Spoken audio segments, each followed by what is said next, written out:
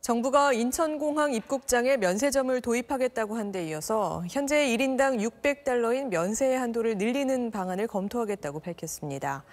해외 여행객이 늘어난 데다 해외 소비를 국내로 돌리기 위해서라는데 찬반 논란이 뜨겁습니다.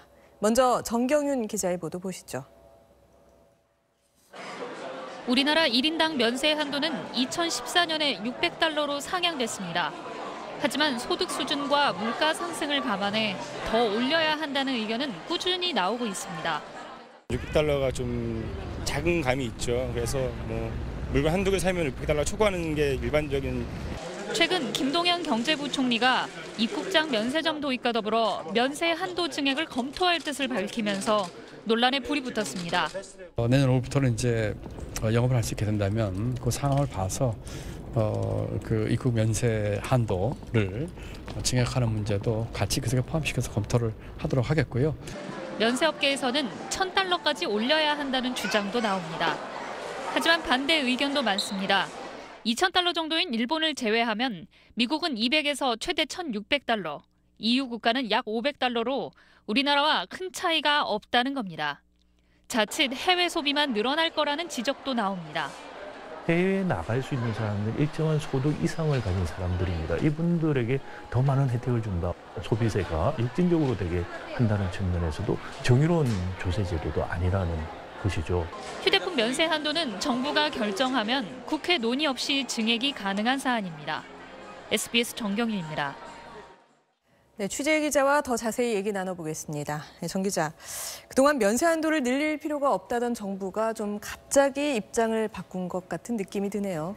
네, 사실 최근까지도 우리 정부의 입장은 우리나라 면세 한도가 그렇게 낮지 않다. 그리고 또 4년 전에 한 번 올렸기 때문에 이 한도 증액을 검토할 필요는 없다라는 거였는데 입국장에 면세점을 도입을 하기로 하면서 기조가 확 바뀌었습니다.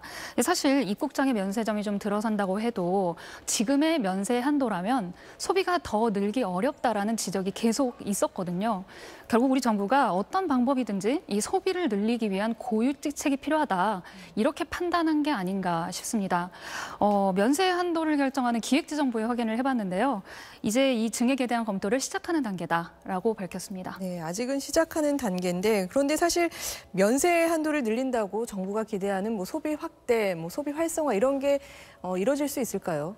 네, 그래서 2014년에 면세 한도를 이렇게 올릴 때 산업연구원에서 실시했던 연구 보고서를 다시 확인을 해봤는데요. 면세 한도를 늘리면 소비자 후생 증대, 또 국내에 있는 수입 제품 이 가격을 떨어뜨리는 효과는 있다 이렇게 예측을 했었습니다. 또 일본 같은 경우는요, 이 만성적인 경상수지 흑자의 상황에서 해외 소비를 좀 늘려서 환율을 안정시키는 그런 효과도 있었다라고도 분석을 했습니다. 그런데 내수진작에도 효과가 있었냐? 이 부분은 파악하기 좀 어렵습니다. 결국에 지금 상황에서는 이 국내 소비로 연결이 되는 입국장의 면세점에서 소비자들이 얼마나 지갑을 많이 열 거냐 여기에 기대를 해봐야 될 텐데요.